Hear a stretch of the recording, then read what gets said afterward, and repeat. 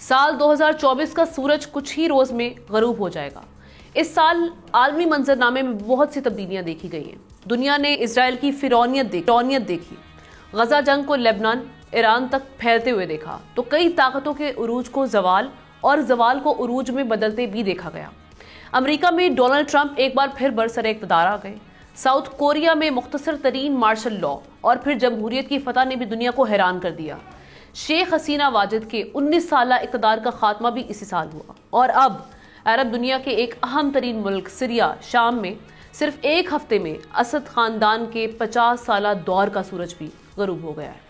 Bashar al Assad نے اپنے والد اور شام کے سابق صدر حافظ اسد کے انتقال کے بعد سال 2000 میں 34 سال کی عمر میں شام کی صدارت کا عہدہ سنبھالا۔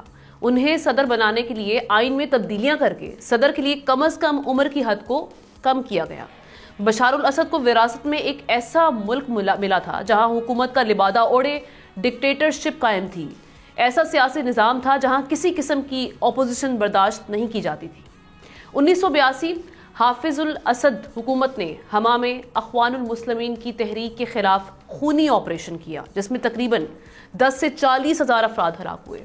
پھر والد کے نقش قدم پر چلتے ہوئے بشار الاسد نے روس اور ایران کی مدد سے اپنی حکومت کے خلاف 2011 میں پرامن مظاہرین پر تشدد کر کے انہیں ڈسپرس کیا، جس میں 5 لاکھ لوگ ہلاک ہوئے، اور اسی واقعے نے شام میں خانہ جنگی کی بنیاد رکھی۔ حالانکہ بشار الاسد سے امید یہ کی جا رہی تھی کہ شام کے حالات بدل جائیں گے، ظلم کم ہوگا، مگر یہ توقعات دیر تک قائم نہ رہ سکیں۔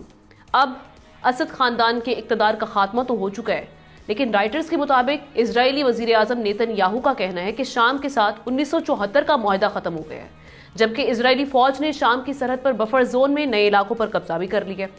ساری سچویشن ہمارے سامنے ہے، چونکہ شام کو سمجھا یہ جاتا ہے جو عرب کنٹریز ہیں مشرق وسطیٰ، اس کا سب سے عین وسط پہ یہ ملک شامل ہے، تو یہ ایک انتہائی اہمیت کا حامل ہے اگر اس کی جیوگرافیکل لوکیشن کو دیکھا جائے۔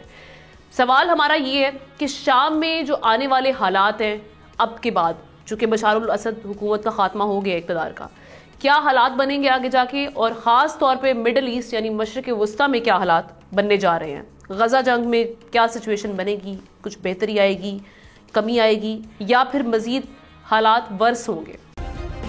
سبسکرائب کریں اور بیل دبائیں تاکہ کوئی خبر رہ نہ جائے۔